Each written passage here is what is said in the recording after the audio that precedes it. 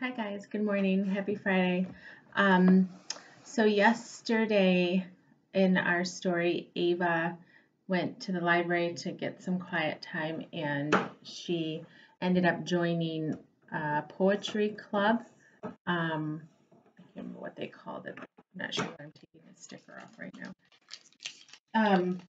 And what else happened at the end? They talked about metaphors, and we know that Ava likes to read, and she was kind of trying to hide in the library just for some quiet time. So this is chapter 4, and it's called The Pencil Nose. So here we go. At the end of the day, Sophia was waiting at Ava's locker to walk her home. Hey, you put up a new Katina D picture. Sophia leaned in to check out the photograph and frowned. Her hair's wet. Is this from Wash the World Away video? I guess. I cut it out of one of Graham's magazines. Cool. Sophia started singing Let It Rain, Let It Pour, 'cause I'm not going to stand for your lies anymore, and did a few dance moves while Ava reached for her assignment book. Wash the World Away was their favorite Katina D song. Ava loved the video of the band dancing in the pouring rain, even though Graham couldn't get past Katina's too short skirt. Thanks for waiting. Ava slammed her locker and headed outside with Sophia. You never finished telling me about the math test earlier, Sophia said. What happened? It was like I kept hearing this voice. Ava paused. She hadn't planned to bring up the test voice again. It sounded so weird. In books and movies, it was always crazy people who heard voices in their head. But this was Sophia, and Ava told Sophia everything. The voice was, telling me answers? I knew you were ready for that test. Sophia jumped up onto the curb, walked a few steps, and then stretched one leg way out behind her. The whole world was Sophia's balance beam. I don't know. Ava waited for Sophia to start walking again. The voice was weird. It felt real, like I could hear it out loud, not just in my head. I never heard anything. Sophia kicked an acorn along the sidewalk. Maybe the math room is haunted. By a helpful ghost who knows formulas and only talks to me? Ava shook her head. You want to come over? Graham probably made cookies. Does Graham ever not make cookies? Sophia had a good point. Graham was Ava's father's mother and had lived with them since Ava was little. There was always cookies in the kitchen. Sophia glanced up at her home. Mom's home, and I haven't seen her since Friday because it was Dad's weekend. Let me say hi and I'll come over in a while, okay? She ran off, and Ava started up her own driveway. She hoped the goats wouldn't be out. Dad had gotten Lucy and Ethel about a month ago. They were named after characters in his favorite old TV show, I Love Lucy. Lucy and Ethel were supposed to give milk, which Dad was supposed to sell in the store, which was supposed to draw business from miles around. But it hadn't worked out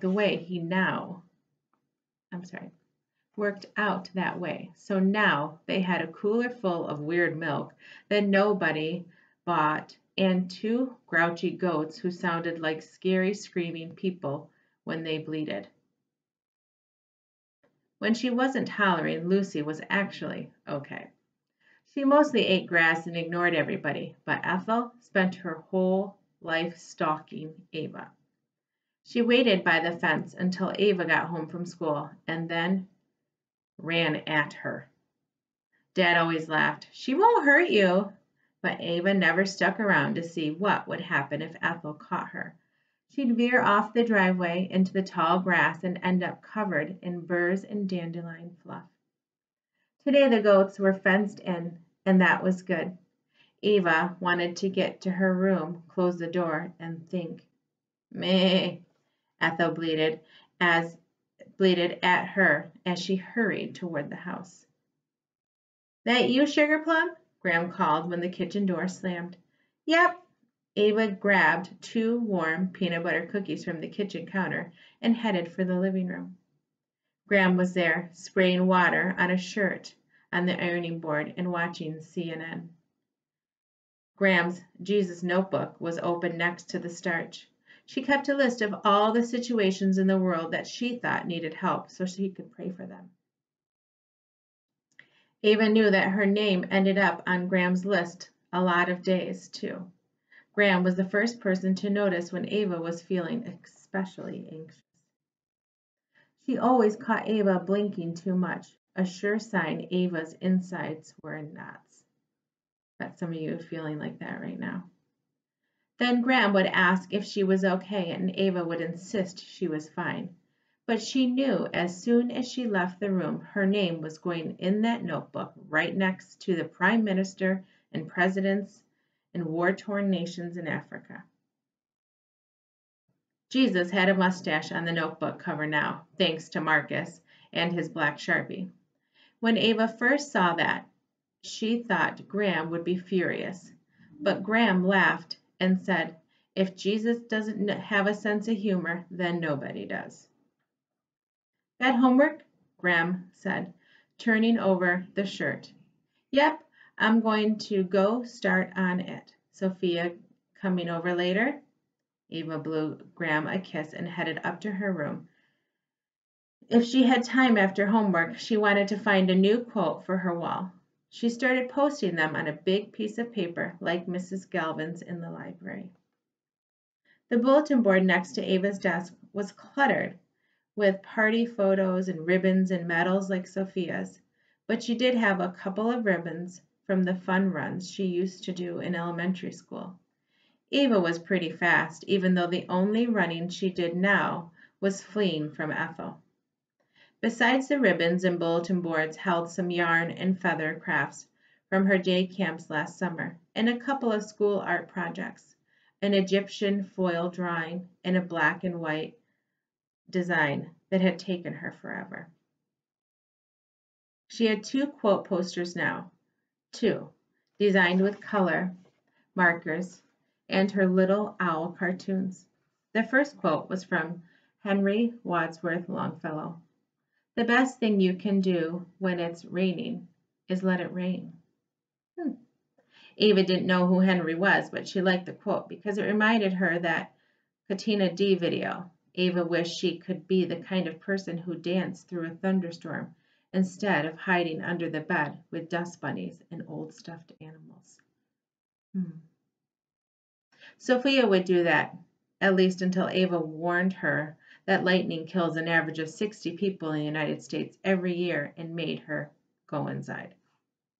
The other quote on Eva's wall was attributed to her mom's favorite writer, Maya Angelou.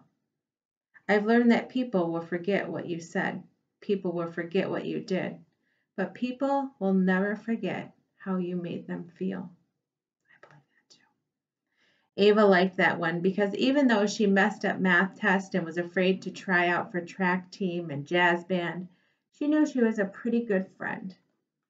It was nice to think that mattered. Eva thought she might add Mrs. Galvin's forgiveness quote from the library next, but she needed to do homework first, so she sat down at her desk and pulled out her math folder. The test review packet was right on top. Eva knew all the formulas now that the test was over. Maybe the voice in class really had been the voice in her head, finally doing its job. Eva opened her desk drawer and took out a yellow legal pad. Mom ordered boxes of them to use for her financial stuff, and Eva had to come to like them too. They made her feel organized and official and in control. This one had dots and boxes games in the first page. from when Ava and her mom were waiting at the dentist office a couple of weeks ago. Mom had promised Ava that if she kept,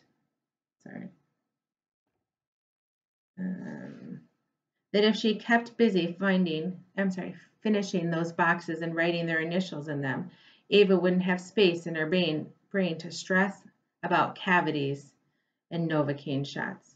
Ava still worried, but at least the game had helped her mind off the drill sounds coming from the next room. Ava turned to a new page on the legal pad and took out a pen from the popsicle stick container she made in 3rd grade and wrote, "What is the formula to find the circumference of a circle?" She listened. Nothing. Either Sophia was right and the ghost lived in the math room, or it was one of those weird test-taking stress things. Whatever it was, having a magic answer voice in your head was way better than being number smothered to death. Ava pulled out her science folder and took out the extra credit papers Mrs. Rupert had sent home. Ava was a big fan of extra credit. People who choked on every test needed all the help they could get. This time, Mrs. Rupert was offering points to anyone who brought in goldenrod gales. These round things that formed on plants when goldenrod gale flies were feeding on them. Ava set the paper aside. She'd see if Sophia wanted to collect some with her later. Then Ava found her worksheet on taxonomy and classifications. Mrs. Rupert required pencil, so she pulled out the blue one from her backpack. The first few questions were easy enough that Ava didn't need her science book, but then she had to list the order of scientific classification and couldn't remember what came after what. Ava decided to try to write the question again just in case repeating it made the little voice in her head show up. Under her other question on the legal pad, Ava wrote, "What are the 7 levels of scientific classification?" The voice answered. Ava dropped the pencil. It was back. Ava looked around the room. This time there was no chance the voice might be coming from someone else, unless you counted Ruffles, the stuffed owl on her bed. She was all alone in her room. Alone. Except for some weird voice giving her answers to her science homework. Ava still couldn't believe it was real, but she wrote down the 7 levels of classification. The next question on the worksheet asked some specific scientific names. Ava knew humans were Homo sapiens and dogs were Canine domesticus. But goldenrod gale flies were next, and Mrs. Rupert hadn't mentioned them in class yet. Maybe the answer was in the book. Ava started to pick up the book, but then her eyes fell on the question on her legal pad. Maybe the voice would tell her, could it possibly work even with answers she'd never known? She wrote, "What is the scientific name for goldenrod gale fly?" The pencil answered. Ava's mouth dropped open. She scribbled down the words and then looked it up in the science book index check.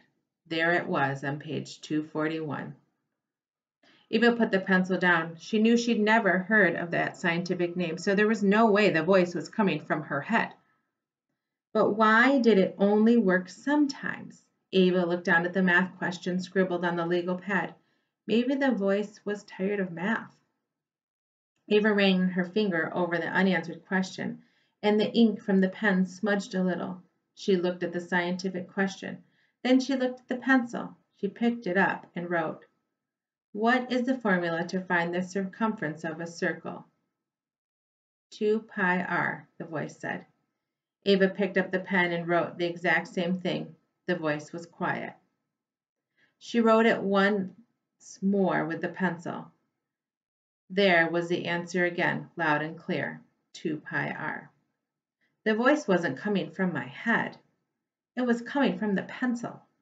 The blue pencil knew things. I'm here. Ava jumped and the pencil went flying across her room. Nice welcome, Sophia laughed and swooped down to pick it up. She handed it back to Ava. What's up? Sit down. Ava took a deep breath. You're not going to believe what is happening. So the next chapter has a kind of funny title. It's called M&Ms in Underwear. So we'll see what happens on Monday. I still plan to read to you next week. If you can't tune in next week for read alouds and mini lessons, that's okay. If you're busy on spring break, I'm going to be here, so I'm still going to read. I would like you to take out a choice reading book now that you can find or get on Raz Kids or Exact Path and spend 30 minutes working on reading. What else? And I think spend some time outside today. It's going to be beautiful. Make sure you stay in your yard and stay healthy. See you guys soon. Bye.